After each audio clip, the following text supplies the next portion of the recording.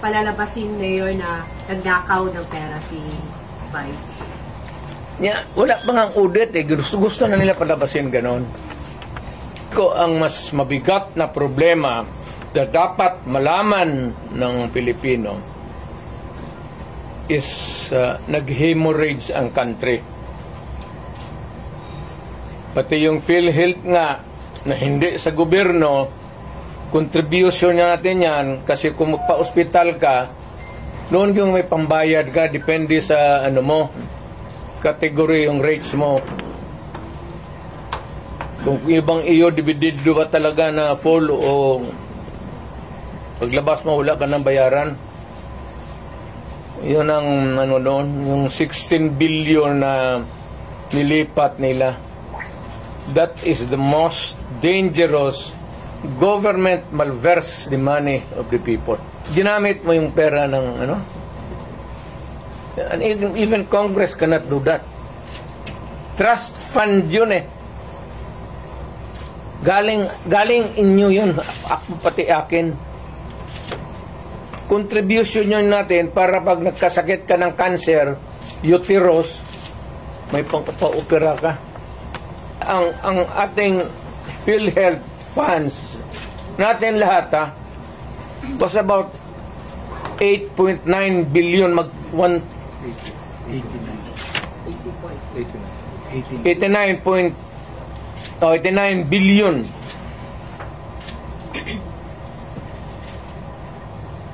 Of that 89 billion, 27 na lang ang natira.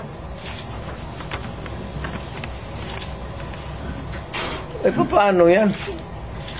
Hindi man maano ng Kongreso. Ang atin is, bakit nila pinakialaman? Huwag mong pakialaman yan, kaya hindi yan inyo. Ako, fiscal ako. Ang alam mong, minalbers nila yung pera eh. Ang naiwan kasi 29 billion lang. Out of the 89, 29 na lang. Saan ang pera namin? Sabi daw, binalik Mayor. Ano, ibalik mo, wala mang pera. Maghiram nga ng pera eh. Ang gobyerno na ito, walang project. Wala kang nakita ng project. Maintenance na lang. Kasi ayuda, ano yan, akap, ayuda.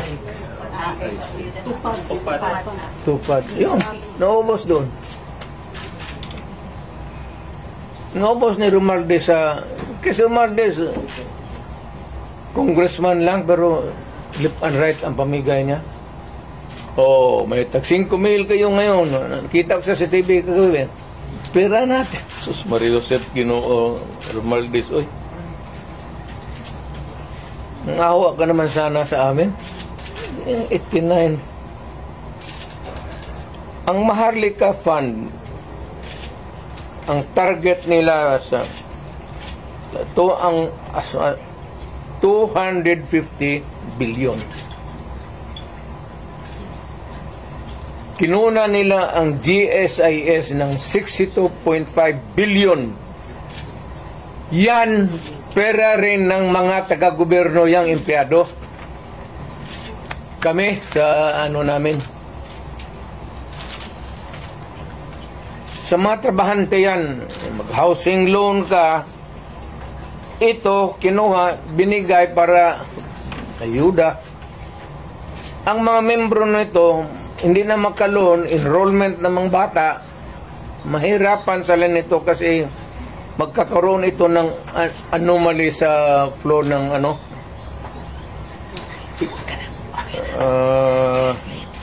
Ang SSS, kinuha rin 62 billion. Private lang yan. Para sa mga empleyado, LBP 62 billion.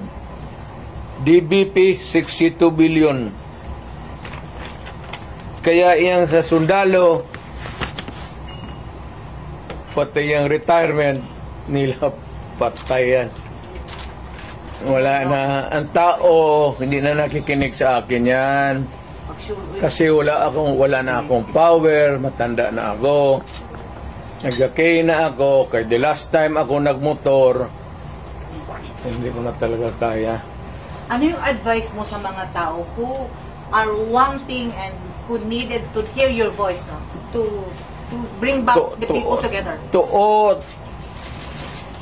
all Filipinos now listening to me, punta kayo kay Marcos lahat. Tingnan natin kung anong mangyari. Mga Pilipino, nakikiusap ako. Punta kayo kay Marcos, wala, hindi kami nakipag-contest kay Marcos. Never.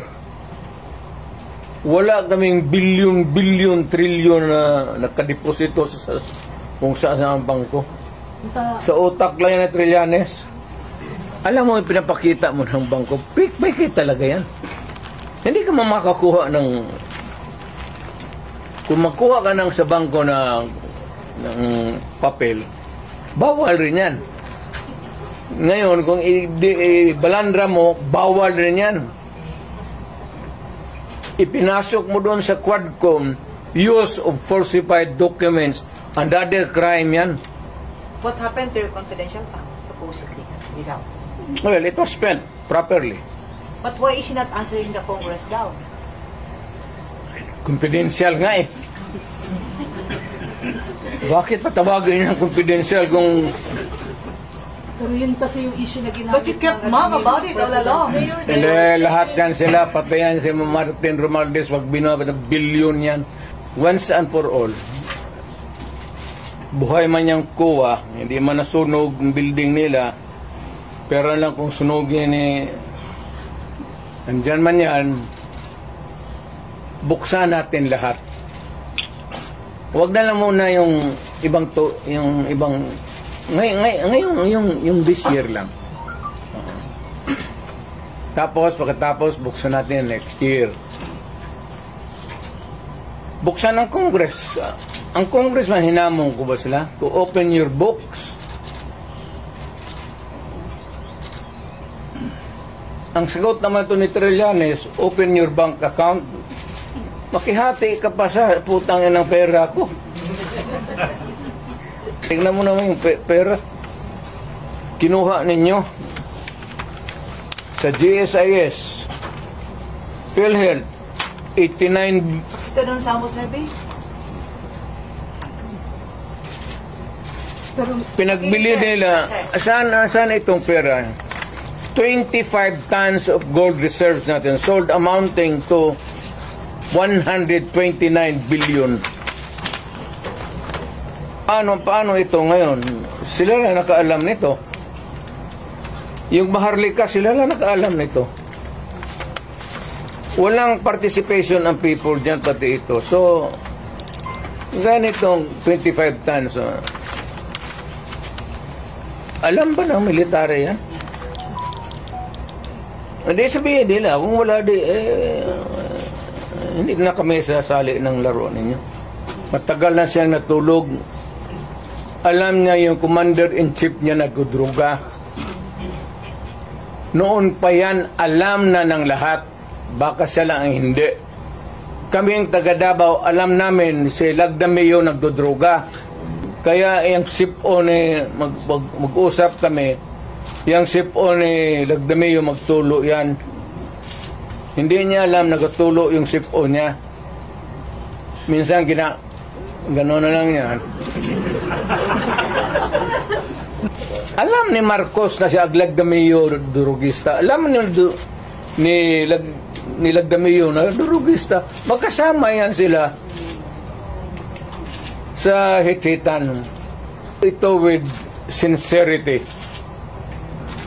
Kayo bang mga military pati police, would you still continue to support a drug addict?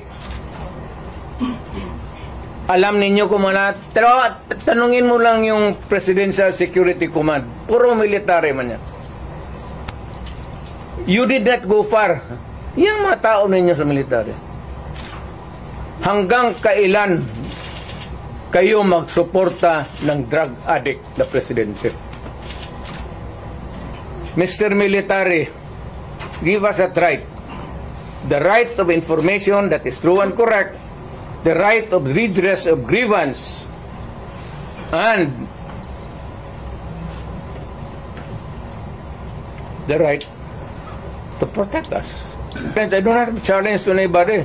I'm challenged to the military itself. The whole of the military, kasi sila ang supposed to be protector of the Constitution. Now tell me, kung protector sila ng Constitution, are they willing to still protect the president who is a drug addict for another 4 years? At kung sabihin mo hindi nila alam, address, sabi ko, wag tayo magbulahan.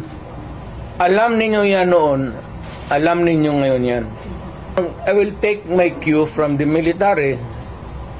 Kung sabihan nila na they will take this step, I will support it. Sige, Mayor, samahan mo kami, magpunta tayo doon sa tignan nating records. We will ask. Tapos ganun.